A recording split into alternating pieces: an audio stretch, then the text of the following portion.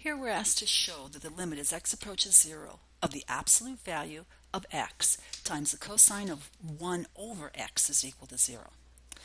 And the problem is that you're only allowed to use the limit laws. We wanted to use a limit law here, right? The limit of the product is equal to the product of the limits. Well, we can't do it here. In order to use them, you have to be sure that the limit of each of the factors, absolute value of x and cosine of 1 over x, exists. And that's not the case for one of these factors here. See, if you actually drew a picture of the cosine of 1 over x, you would see that as you get closer and closer to 0, this cosine of 1 over x, it oscillates back and forth to positive and negative 1, so it doesn't exist. It does not exist. The limit does not exist, and therefore we cannot use the limit laws.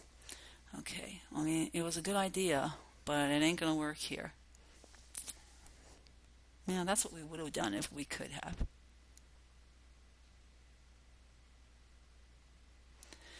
Okay, instead, we're going to do something very different. We're going to consider the fact that the cosine of any value does oscillate. The cosine of 1 over x oscillates between negative 1 and 1. So negative 1 is less than or equal to the cosine of 1 over x is less than or equal to 1.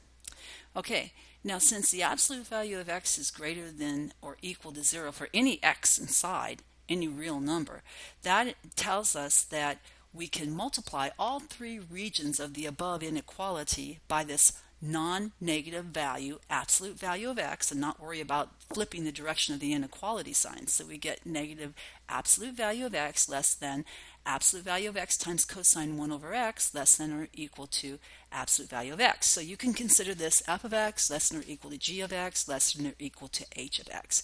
This thing is crying for the squeeze theorem, right? I mean, this is part of the requirement in order to use the squeeze theorem, f of x less than or equal to g of x less than or equal to h of x.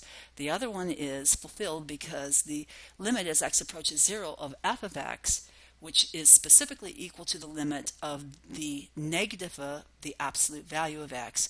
Well, you can pull the negative sign out in the front using the law of the limit laws, since negative 1 is a constant. That's equal to negative the limit of the absolute value, which is equal to negative 0. But you know, 0 is the only number whose positive and negative is just equal to 0 itself. And the limit as x approaches 0 of the h of x is the limit as x approaches 0 of the absolute value of x. So that's just equal to 0. So we have agreement here for the limit of the left function f of x and the limit of the right function in the inequality. Thus, by the squeeze theorem, the limit as x approaches 0 of the middle function, which was g of x equals the absolute value of x times cosine of 1 over x, is also equal to 0. And this is clear if you consider the graph. The graph is really cool.